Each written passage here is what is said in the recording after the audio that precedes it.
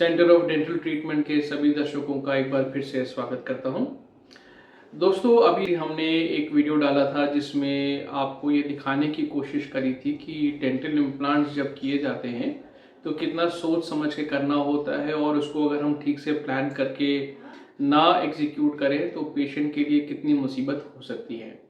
आज हम आपको एक ऐसा केस दिखाने वाले हैं जो कि फुल माउथ रिहैबिलिटेशन का केस है, जिसमें इम्प्लांट्स के माध्यम से पूरे मुंह में फिक्स दांत दिए गए हैं, और एक स्टेप बाय स्टेप इलस्ट्रेशन हमने क्रिएट किया है ताकि जब आप इस प्रकार का ट्रीटमेंट खुद करवाएं या परिवार में किसी का ट्रीटमेंट इस प्रकार से हो तो आपको मालूम चल सके कि ट्रीटमेंट एंटिसिपेटेड लाइंस पर हो रहा है या नहीं हो रहा है, ताकि अगर थोड़ा सा भी आपको इफ्स एंड बट्स लगे तो आप अपने डॉक्टर के साथ बैठ के डिस्कशन कर सके और उनसे एक अंडरस्टैंडिंग ले सके कि एग्जैक्टली क्या वो ट्रीटमेंट कर रहे हैं और किस प्रकार से उसको एग्जीक्यूट होना चाहिए। तो बिना किसी देरी के आइए आज का डिस्कशन शुरू करते हैं। मैं आशा करता हूं कि आपको ज़रूर पसंद आएगा। नमस्कार दोस्तों, एक अच्छे केस की शुरुआत होती है एक अच्छे केस सिलेक्शन से। जैसा कि यहाँ पर हम देख सकते हैं कि पेशेंट की जो एज है वो 72 ईयर्स के आसपास है, और जब पेशेंट हमारे पास आए थे तो उन्होंने यही हमारे पास फर्स्ट रिक्वायरमेंट रखी थी कि वो फिक्स दांत चाहते हैं। सबसे पहला काम जो हमें ये देखना होता है वो ये देखना होता है कि क्लिनिकली पेशेंट हमारा कैसा है।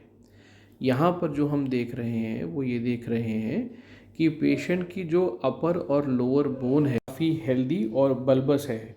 मतलब इसका ये हुआ कि ये जो बोन है ये डेंचर और इम्प्लांट दोनों के लिए परफेक्ट है। जब इसके ऊपर इम्प्लांट किए जाएंगे तो जो रिजल्टेंट डेंचर बनेगा वो हमारे लिए बहुत अच्छा बनेगा। लेकिन साथ साथ ये भी देखना ज़रूरी है कि क्लिनिकली जो म्यूकोज़ा बोन के ऊपर है उसकी मोटाई कितनी है, जबड़ों का आपस में रिलेशनशिप कैसा है, आपस में जो आर्च की शेप है वो प्रॉपर है या नहीं। कहीं ऐसा तो नहीं है कि हमें बोन मोटी दिख रही है लेकिन कहीं पे जब हम इम्प्लांट करने चलें तो वहाँ पर कहीं गड्ढा मिले या कोई एनाटॉमिकल स्ट्रक्चर ऐसा मिले जिसकी वजह से हमारे इम्प्लांट प्लेसमेंट में किसी न किसी प्रकार की दिक्कत आ जाए। बट प्राइमा फेसी देखने पे ये केस बहुत शानदार है और इसको एक implant based full mouth rehabilitation के लिए कंसिडर किया जा सकता है। साथ के साथ ये बातें भी देखनी ज़रूरी हैं कि केवल बोन आपस में देखना ज़रूरी नहीं है। हमें पेशेंट का फ्रंटल प्रोफाइल, पेशेंट का साइड प्रोफाइल, पेशेंट का जो ओवरऑल अपीयरेंस है वो भी कंसिडर करना होता है, ताकि हम बार जब पेशेंट क्लिनिकली क्वालिफाई कर जाता है कि हाँ आपकी बोन ऐसी है तो हम पेशेंट की रेडियोग्राफिक इन्वेस्टिगेशंस करते हैं। जैसा कि हमने पहले भी कई बार कहा है, सबसे पहले एक फुल माउथ एक्सरे यानी ऑर्थोपेंटामोग्राम या ओपीजी इसकी आवश्यकता होती है, और इसमें आप देख सकते हैं कि बोन की हाइट जो है वो बहुत अच्छी है और आसपास कोई ऐसे वाइटल स्ट्रक्चर्स नहीं है जिसकी वजह से हमें इम्प्लांट लगाने में कोई दिक्कत आए। तो इस केस को हम बेस्ड ऑन रेडियोग्राफ आगे प्रोसेस कर सकते हैं, और पेशेंट की अब हम सिस्टमिक इन्वेस्टिगेशंस करवाएंगे, ब्लड रिपोर्ट्स वगैरह चेक करेंगे, पैरामीटर्स चेक करेंगे, विटामिन डी चेक करेंगे, कैल्शियम चेक करेंगे। हर लिहाज से ये देख लेंगे कि पेशेंट सर्जरी के लिए क्वालिफाई करते हैं या नहीं, और एक बार जब उनके सारे पैरामीटर्स क्वालिफाई हो जाएंगे तब हम इम्प्लांट सर्जरी के लिए प्रोसेस करेंगे। तो एक बार जब पेशेंट की सिस्टमिक इन्वेस्टिगेशंस की रिपोर्ट फेवरेबल आ गई, सारे पैरामीटर्स कंट्रोल में है, कोई अंडरलाइंग इन्फेक्शन वगैरह नहीं है, तो उसके बाद हमने पेशेंट को एक अपॉइंटमेंट दिया, उससे रिलेटेड सारे इंस्ट्रक्शंस उनको बताए और ये इम्प्लांट सर्जरी को हमने परफॉर्म किया। इस केस के लिए क्योंकि बोन की डेंसिटी बहुत अच्छी थी तो हमने बेजल इम्प्लांट्स को प्रेफर करा, क्योंकि कॉर्टिकल इम्प्लांट्स होने की वजह से उनकी एंगेजमेंट बहुत अच्छे से आएगी। और ये आप देख सकते हैं कि पहले हमने नीचे के इम्प्लांट्स लगाए, सभी इम्प्लांट्स आपस में बहुत अच्छे तरीके से काम कर रहे हैं, और आप देख सकते हैं बिल्कुल ब्लडलेस सर्जरी है, फ्लैपलेस सर्जरी है। इसमें पिन होल के थ्रू सारे इम्प्लांट्स लगा दिए जाते हैं और फिर हम ऊपर की सर्जरी की तरफ आगे बढ़ते हैं। ये केस रिलेटिवली ईजियर इसलिए है क्योंकि यहाँ पे कोई हमें पहले से दांत निकालने नहीं पड़े, पेशेंट पहले से ही हमारे एडेंचुलस थे और अच्छी बोन के साथ थे, तो सिर्फ हमें इम्प्लांट प्लेसमेंट ही करना था। और अपर की जो बोन है जिसे हम मैक्सिला कहते हैं, ये अभी उसमें इम्प्लांट्स हमने प्लेस करे हुए हैं। सभी इम्प्लांट्स बहुत अच्छी तरीके से स्टेबल हैं, अच्छी टॉर्क जनरेट हुई है, तो हमें काफ़ी कॉन्फिडेंस था कि ये जो इम्प्लांट हैं ये बहुत लंबे चलेंगे। और पेशेंट भी ने भी बहुत अच्छे से कोऑपरेट करा और इस सर्जरी को परफॉर्म पूरी सर्जरी तकरीबन 1.5 घंटे के अंदर कंप्लीट हो गई थी। ऐसी कोई प्रॉब्लम हमें फेस नहीं हुई जिसके दौरान पेशेंट को हमें रोकना पड़ा हो या कोई पेशेंट के साथ दिक्कत आई हो। एनेस्थीसिया भी वेल टॉलरेबल था, तो एक प्रकार से जो हमारी पूरी सर्जरी थी वो फ्लॉलेस कंप्लीट हुई थी और किसी भी इवेंट में हमें कोई परेशानी नहीं हुई। क्लिनिकली ये इम्प्लांट देखने में बहुत अच्छे लग रहे हैं, लेकिन जब तक रेडियोग्राफ करके हम फाइनल चेक ना कर लें तब तक ऐसी क्लिनिकल जजमेंट लेना बेवकूफ़ी होती है।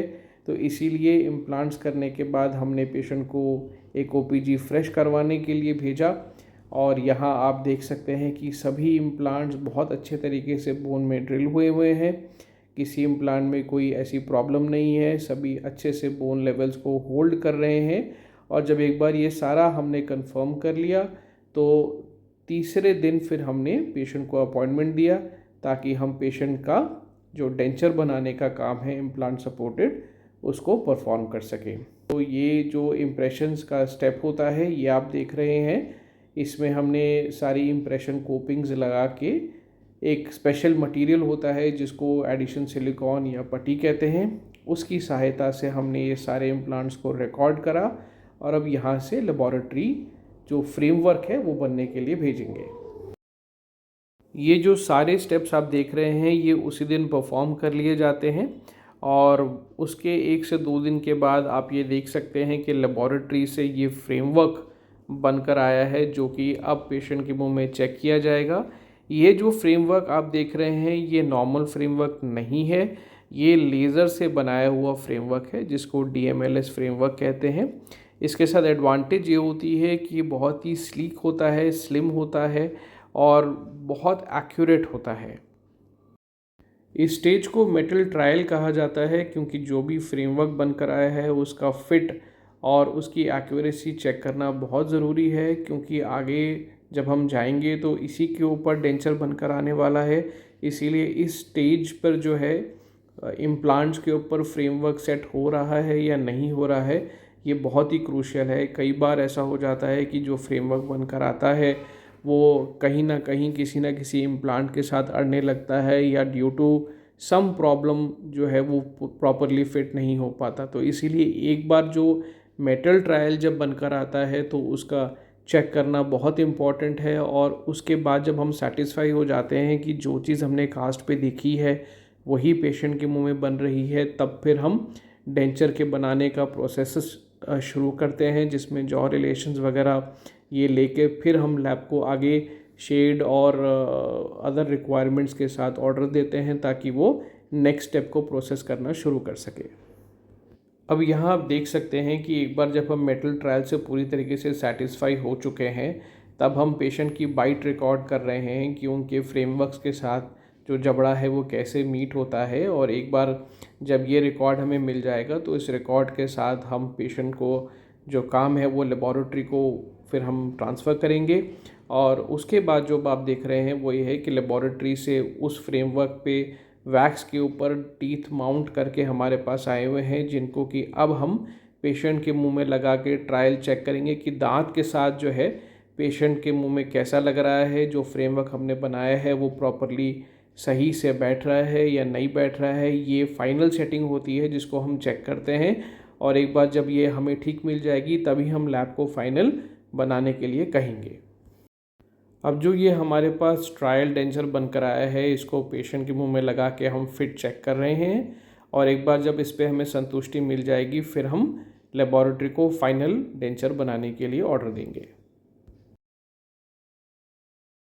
ये हमारे पास फाइनल डेंचर बनकर आ चुका है। इसको हाइब्रिड डेंचर कहते हैं क्योंकि इसमें मेटल फ्रेमवर्क के ऊपर एक्रिलिक लगा हुआ रहता है और उसी के साथ दांत जुड़े हुए रहते हैं। इस डेंचर को फिर हम पेशेंट के मुंह में सेटिंग करके देखते हैं और जब हमें ऐसा लगता है कि ये हर लिहाज से ठीक है, तो फिर हम उसको सीमेंट की सहायता से सारे इम्प्लांट्स पर फिक्स कर देते हैं और जो ऑक्लूजन एडजस्टमेंट्स करनी होती है उसको करने के बाद फिर आगे की कार्रवाई प्रोसेस कर देते हैं।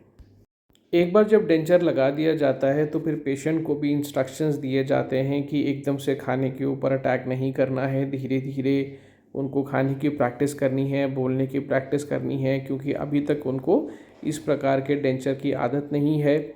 और अगर कोई ऐसी वो एक्टिविटीज़ करते हों जैसे स्मोकिंग, पान मसाला, गुटखा, बीड़ी इत्यादि, तो ये सब उनको छोड़नी होंगी, क्योंकि अब उनके मुंह में इम्प्लांट्स लगे हुए हैं और उसके हिसाब से उनको अपनी दिनचर्या बदलनी होगी।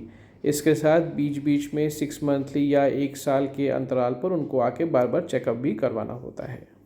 तो मैं आशा करता हूँ इस वीडियो के माध्यम से आपको इम्प्लांट्स के बेस पे कैसे फुल माउथ रिहैबिलिटेशन होता है इसकी जानकारी मिली होगी। अगर वीडियो अच्छा लगा हो तो वीडियो को लाइक ज़रूर करिएगा और चैनल को सब्सक्राइब करके हमारे साथ ज़रूर जुड़िए। धन्यवाद।